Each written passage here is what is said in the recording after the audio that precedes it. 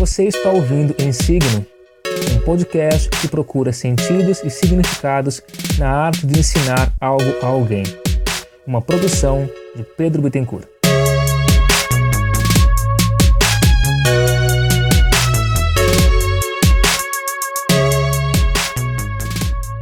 Olá, colega. Esse é o episódio número 26 de Em Signo, o nosso especial do Dia dos Professores. A gente não poderia deixar passar batido esse aí, né? Nesse programa eu resolvi fazer um negócio um pouco diferente do habitual, mas daqui a pouco você vai conferir melhor isso aí. Antes de continuar, eu quero te pedir um favor. Compartilhe esse episódio com seus conhecidos, com seus amigos, os colegas de escola, o pessoal do trabalho. Faça com que mais pessoas conheçam o podcast em geral. E aí você me ajuda a fazer o Em Signo crescer e, quem sabe, continuar firme e forte. A maior contribuição que você pode me dar é essa. Dá para ouvir a gente em praticamente todas as plataformas de aplicativos, tem para todos os gostos e para toda a família. Fique agora com o episódio.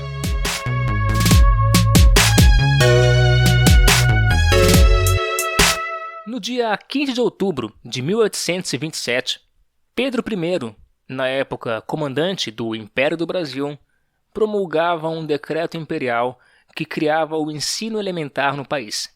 Essa lei, disposta em 17 artigos, regulamentava uma série de itens, desde a obrigatoriedade de escolas nas cidades e províncias mais populosas, até o salário que seria pago para os professores. Também especificava o que deveria ser ensinado, uma espécie de currículo obrigatório comum, abrangendo essencialmente matemática, português, história do Brasil, o que eu acho no mínimo curioso, já que nós estamos há apenas 5 anos do famoso "Ouviram do Ipiranga as margens plácidas", além de, abre aspas, os princípios da moral cristã e da doutrina da religião católica e apostólica romana. Fecha aspas. Isso para os meninos. Eu vou te mostrar um pedaço do 12º artigo. Abre aspas. As mestras, com exclusão das noções de geometria e limitadas à instrução das 4 operações aritméticas, ensinarão também as prendas que servem à economia doméstica. Fecha aspas. Ou seja, as professoras, aparentemente, não tinham a competência necessária para ensinar geometria. Assim como as alunas também não tinham muita condição de aprender isso aí. Mas elas poderiam muito bem aprender, por exemplo, a costurar, bordar, cozinhar, etc. De onde veio essa ideia? Sei lá, pergunta pro Pedro. O outro Pedro. O primeiro. Aqui eu acho que vale um parênteses. Talvez você tenha visto, nas suas redes sociais, uma fotocópia de um modelo de contrato de trabalho datado de 1923, destinado a professoras da cidade de San Salvador, que fica em El Salvador. No documento, a gente lê que as professoras, aqui nomeadas senhoritas, ou seja, mulheres solteiras, ficam obrigadas, por exemplo, a se comportarem com decoro, se vestirem com modéstia e usarem saias e vestidos na altura do tornozelo. Mais do que isso, o contrato especifica também uma série de itens que elas não podem fazer. Sair de casa entre as 6 da tarde e as 6 da manhã, passear de carro acompanhadas de homens que não sejam pais ou irmãos, não podem fumar, beber uísque, vinho ou cerveja. E também não podem andar pelas sorveterias do centro da cidade. Para ser sincero, eu não pude confirmar se essa imagem em si é uma fotocópia real, porque essa referência, ao que tudo indica, ela aparece pela primeira vez em um artigo da pesquisadora Jane Soares de Almeida, doutora em História e Filosofia. Em linhas gerais, ela analisa como se deu a formação das chamadas escolas normais no Brasil, indicando como que essas instituições qualificavam as mulheres para o ensino de crianças. A pesquisadora mostra, inclusive, que a proposta de fornecer educação igual para homens e mulheres sofreu restrições das famílias, dos educadores e da Igreja Católica. Numa nota de rodapé, a autora sugere que essa atitude possuía paralelos em outros países e transcreve o tal do contrato, traduzido do espanhol, porque ele foi obtido num encontro de historiadores na cidade de Havana, Cuba, no ano de 2003. A imagem que tem circulado por aí está em português e não aparece no artigo.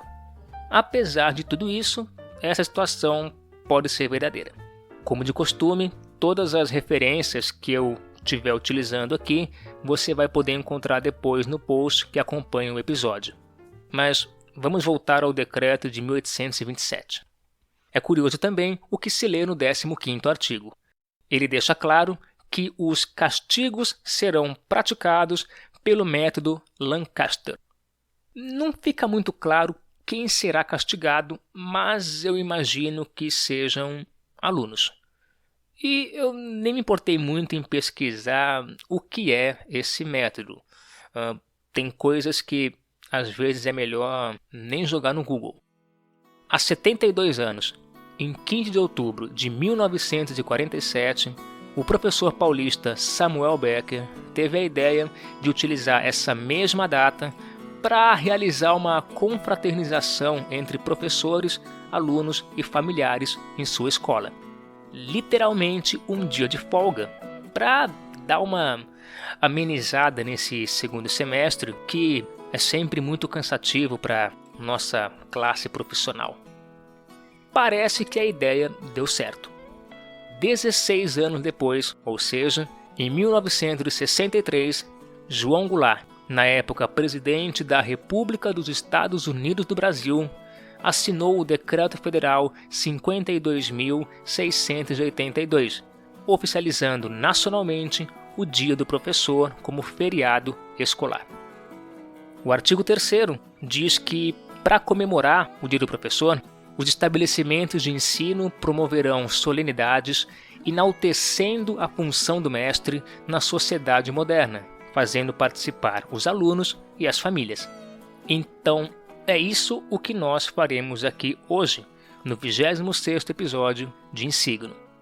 Eu mandei algumas mensagens para colegas de profissão, amigos, alunos e ex-alunos, para que eles me respondessem uma pergunta. Quais são as características de um bom professor? Eu estava interessado em saber o que destaca esse profissional dos outros, o que se espera dele, quais são as atitudes, os gestos, as qualidades e aptidões de um bom professor, de uma boa professora. Eu fiquei feliz de obter bons relatos, tanto de estudantes quanto de docentes. Aí eu resolvi também convidar essas pessoas para emprestarem a sua voz aqui no podcast. Que assim eu também te dou uma folga, né, meu amigo ouvinte, minha amiga ouvinte, dessa minha voz de marreco e saio um pouco daquele padrão monólogos do palestrinha. Outro detalhe importante, ninguém narrou o próprio relato.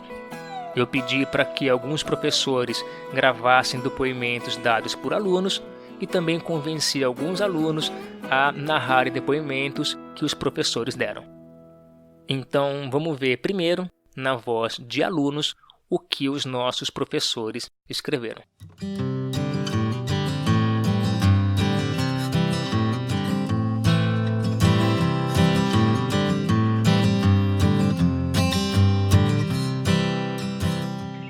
Para mim, significa estar ao lado e caminhando junto com o crescimento do meu aluno.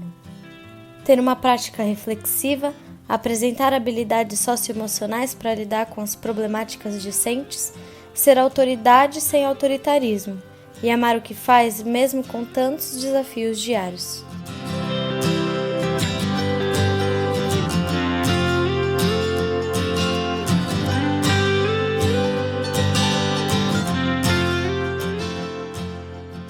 É compreender que aquele diante de mim é um ser que possui anseios e mil sentimentos que não entende. Todas essas sensações devem ser consideradas como parte integrante de um ser que precisa se desenvolver, como um processo natural do ser humano. Um bom professor pode contribuir para o desenvolvimento deste ser e de seus potenciais, para assim ele se tornar uma pessoa melhor para si e para o mundo, mas sempre respeitando os valores dos demais seres humanos. Ser um bom professor ultrapassa a sala de aula. Buscamos preparar as aulas, nos manter atualizados, correções, muitas correções, procuramos lidar com as necessidades individuais e coletivas. Não é fácil, mas me sinto feliz no que escolhi ser.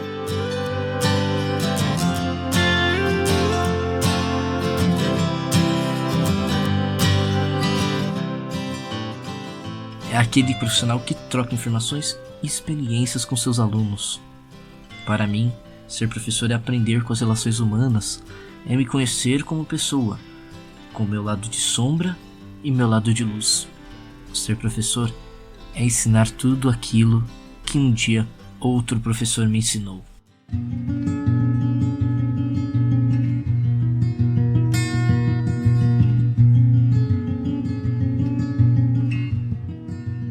Ser professor, por si só, já é uma tarefa árdua. Temos alunos que não estão nem aí para aquela pessoa, que dispôs do seu tempo para preparar aulas, fazer correções, provas e tantas outras coisas que os professores fazem em dever a seu trabalho. Mas digo também que há muita gente que se diz professor e não entende o que realmente é isso. Não é fazer os alunos lerem 10 páginas e esperar eles virem com dúvidas. Não é jogar um texto na lousa e esperar que os alunos absorvam tudo a partir daquilo. Ser professor é dar atenção, é entender a dificuldade do aluno, é sempre achar um jeito novo de explicar o que já foi dito. É tentar sempre despertar algo em seus alunos, seja pela disciplina, seja através de um projeto. O problema não está só nos alunos ou só nos professores, está em todo o conjunto. Contém falhas em todos os segmentos, chegando nesse sistema educacional que não funciona de modo algum. Os alunos querem apenas se graduar e os professores querem apenas cumprir com o seu trabalho. Eu agradeço a todos os professores que tive, aqueles que não eram tão professores assim, pareciam mais alunos graduados, tão perdidos quanto os que se encontravam do outro lado do segmento. Todos eles só servem de exemplo para o que faz de um professor um educador.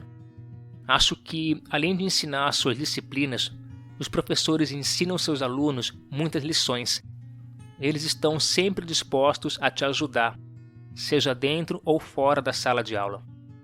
Eles são pessoas, eles têm experiências a compartilhar conosco. Ouçam seus professores, debatam com eles também. Tudo é uma via de mão dupla. Você vai se surpreender com o quão parecido com você os seus professores podem ser. Entenda também que professores erram. Eles também têm dias ruins, eles também se estressam com as provas. Mas, no fim, eles querem que você vá bem, que você encontre seu caminho. Professores são as pessoas mais pacientes, compreensíveis e incríveis que você vai conhecer. Então aprenda a entendê-los e a respeitá-los. Agora vamos ver o que os alunos escreveram para mim, e dessa vez na voz de professores.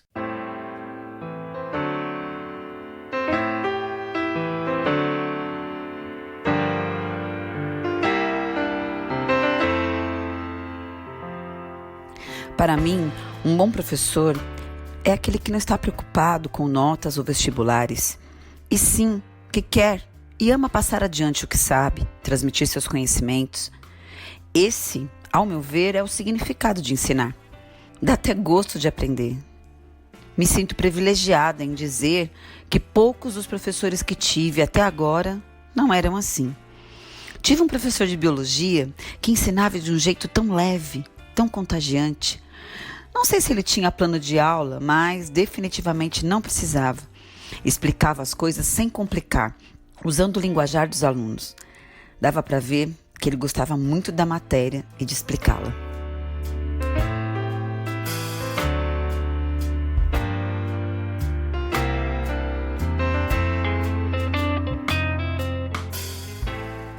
é ver que o professor está ali porque realmente quer estar e gosta do que faz. As aulas desses professores que se importam com o que os alunos estão aprendendo e se estão aprendendo são as melhores, pois dos dois lados percebe-se uma vontade de estar onde está.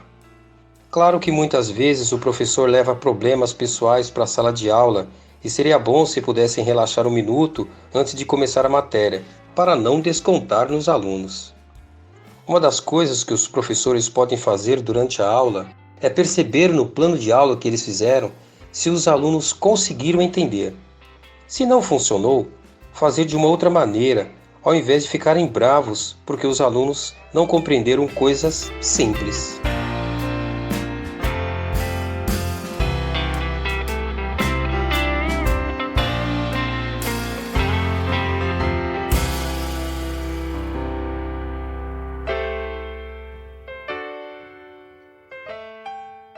Um bom professor vai muito além de lecionar o conteúdo com facilidade. Um bom professor consegue, através de suas aulas, transmitir conhecimento de vida para os alunos.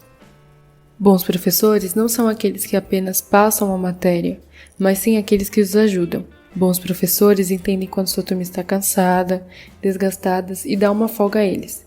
É aquele que ao mesmo tempo tem pulso firme, tem resiliência e conhecimento dos limites de seus estudantes.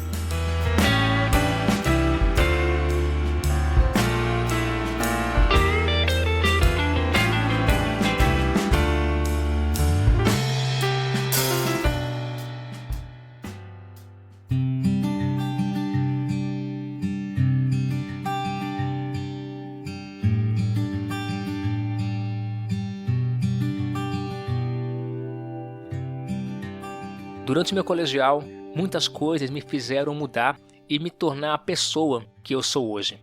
Foram muitas águas batendo na bunda para eu perceber que a vida estava começando de verdade. Diante dos frequentes problemas com matérias específicas, eu comecei a frequentar plantões de dúvidas e descobri o maravilhoso mundo do desabafo coletivo que era o plantão. Com o tempo, eu e meus colegas ficamos tão próximos do professor que, enquanto desabafávamos sobre o vestibular, sobre garotos, sobre garotas, injustiças do dia a dia, nós fazíamos tranças no cabelo do professor. Sim, nós demonstrávamos todo o nosso afeto e respeito. Às vezes nem tanto respeito assim, mas tudo bem, nesses dias com essas trocas de experiências. Eu me lembro perfeitamente da minha dificuldade com a matemática e foi em um desses plantões que o professor se disponibilizou para me ensinar uma matéria que não cabia a ele. E nesse momento eu me senti grata, eu senti que eu tinha um amigo. No final de tudo, ele já não era como no começo. A escola estava pesando para ele, era nítido, e era o momento de nós ajudarmos ele como ele fazia conosco. Depois disso, começamos a perceber que o fardo do professor é ter que lidar todos os dias com a falta de reconhecimento por vários lados, coordenação, alunos e às vezes outros professores, o pior, atualmente, do Estado. Sem me estender muito mais, eu queria agradecer esse professor. Nós, os colegas dessa época, reconhecemos você, reconhecemos seu empenho e o seu cérebro top e sentimos por você ter passado pelas coisas que passou. Nunca desista de fazer o que você faz de melhor, que é ensinar, porque você nos inspira. Obrigado. Rapaz, talvez eu tenha ficado um pouco emotivo. Pode ser. Não sei se isso atingiu essa lacuna que tem aqui no peito, onde deveria haver um coração de robô. Mas isso, meu amigo ouvinte, minha amiga ouvinte, isso você nunca vai saber. Essa é a magia da edição. Eu só digo que eu fico muito feliz com esse tipo de retorno, porque me mostra que, às vezes, talvez, eu esteja fazendo a coisa certa. Como nós pudemos ouvir em alguns depoimentos, professores também erram, aprendem, vivem. Nós somos, antes de qualquer coisa, seres humanos. Se você gostou desse episódio, compartilhe aí com os seus professores, com os seus alunos, com a sua família. Mostra para aquelas pessoas que você gostaria de dizer alguma coisa, mas você nunca sabe exatamente o que. Aproveite esse mês de outubro para agradecer os mestres da sua vida. Pode ser da escola, de algum curso, até mesmo da sua casa. Não deixa que essas coisas simplesmente passem em branco. Para encerrar, eu quero agradecer imensamente às pessoas que colaboraram com esse episódio. Afinal, sem os seus depoimentos e suas lindas vozes, nada disso seria possível. Então, em ordem alfabética, para não dar preferência para ninguém, o meu muito obrigado para Beatriz, Eduarda Soldi, Fernando César, Glenda Alves, Hugo Henrique, que também é conhecido como Lobo Metalúrgico, Jade Walter, Júlia Leite, Lucas Berreta, Márcia Fonseca, Paloma Nonato, Rafaela Elon e Sandra Veiga. Mais uma vez, valeu pela paciência de vocês, pela disposição e, por que não, pela amizade, por contribuir com mais esse projeto. Eu espero que vocês gostem do resultado, tanto quanto eu. E, se tudo continuar dando certo, a gente se vê de novo, quem sabe, daqui uns 10 dias.